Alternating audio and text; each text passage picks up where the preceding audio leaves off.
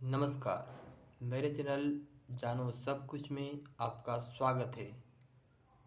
इस वीडियो में आप पाएंगे वे सारी खबरें जो आपको जानना जरूरी है। ब्रह्म स्वरूप समिति राज्य सरकार द्वारा गठित की गई थी।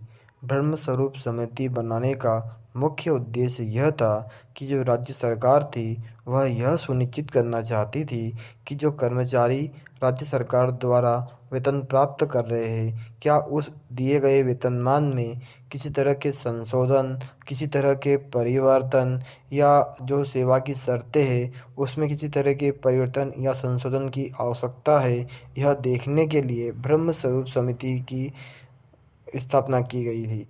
ब्रह्म स्वरूप समिति के जो अध्यक्ष थे वह रिटायर्ड मुख्य सचिव थे और उन्हीं की अध्यक्षता में इस समिति का गठन किया गया था। ब्रह्म स्वरूप समिति ने उन बिंदुओं पर कार्य करते हुए रिपोर्ट के माध्यम से अपनी अनुशंसाएं राज्य सरकार को दी। राज्य सरकार ने इन अनुशंसाओं पर विभाग और विभाग के अध्यक्षों की सलाह और अनुशंसा मांगी। इसके लिए उन्होंने विभागीय स्तरीय समिति का गठन किया। अब ब्रह्म स्वरूप समिति की अनुशंसा और विभाग की अनुशंसा को देखने के लिए एक सचिव स्तरीय समिति की गठन किया गया और उस समिति का कार्य यह था कि उन्हें ब्रह्म स्वरूप समिति की अनुशंसा और विभाग के अध्यक्षों की अनुशंसा को देखना था।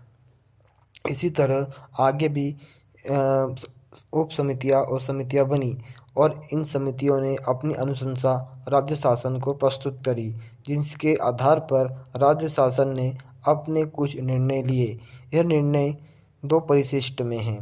पहला परिशिष्ट यह बोलता है कि विभाग के जो अधीनस्थ पद है उनको उच्च वेतनमान दिया जाए और वह वेतनमान 1 अप्रैल 2006 से लागू होगा।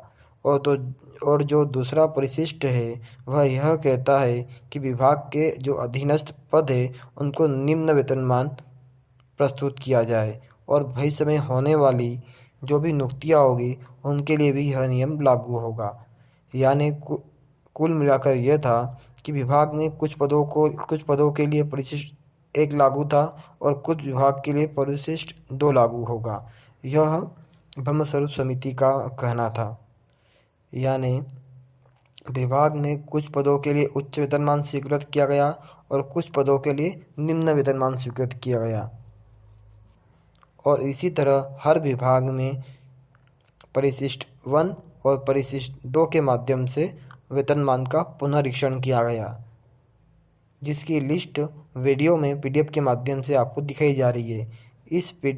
इस आदेश में जो कि मध्य प्रदेश सामान्य प्रशासन विभाग द्वारा दिया गया था, इसमें आप देख सकते हैं इसमें सभी विभागों के नाम दिए गए हैं और उसमें परिशिष्ट 1 के अंतर्गत आने वाले पदों का दिया गया है जिसमें उच्च वेतनमान स्वीकृत किया गया है और उसी विभाग में परिशिष्ट 2 के अंतर्गत कुछ पदों के लिए निम्न वेतनमान स्वीकृत किया गया है।